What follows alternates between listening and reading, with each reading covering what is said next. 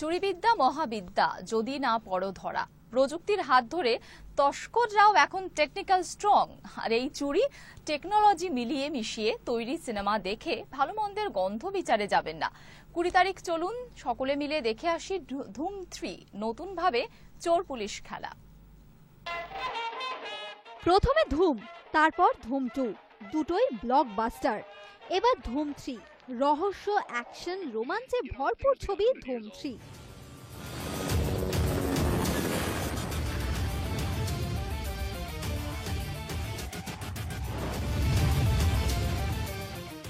তাই তো বলি, একজন ভালো চোর একজন আর্টিস্টের থেকে কোনো অংশে কম নয়।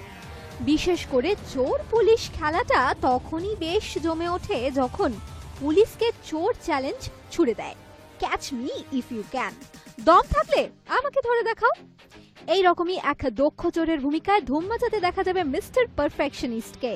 কিন্তু এই ছবিতে সবার একটাই আশা, একটু বেশি পারফেকশনই দেখা যাবে ধুম 3-র বিখ্যাত চোর হিসেবে পরিচিত হতে চলা আমির খানকে। जोकर, क्लाउन, ये सब हमारे नाम है, लेकिन क्लाउन बनना सीरियस काम है, क्योंकि मस्खरे का खेल धोखे का खेल होता है, जिसमें ऑडियंस को लगता है कि जीत उनकी हो रही है, लेकिन जीतते हम हैं हमेशा।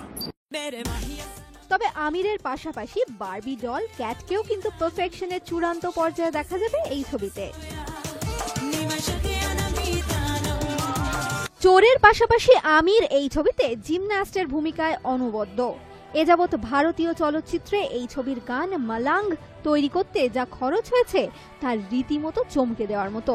গানটি তৈরিতে কিছু না হলেও খরচ হয়েছে প্রায় 5 কোটি টাকা।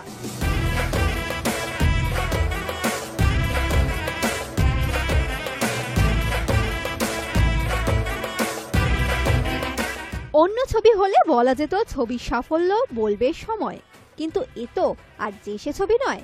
যশ রাজ ব্যানারের ধুম সিরিজের 3 নম্বর ছবি, সঙ্গে আমির ও ক্যাটরিনা। সুপারহিট হওয়ার অপেক্ষায় আমরাও। ব্যুরো ইনপুটের সঙ্গে সৌম্যদীপ দত্তের রিপোর্ট, হাই নিউজ নেটওয়ার্ক।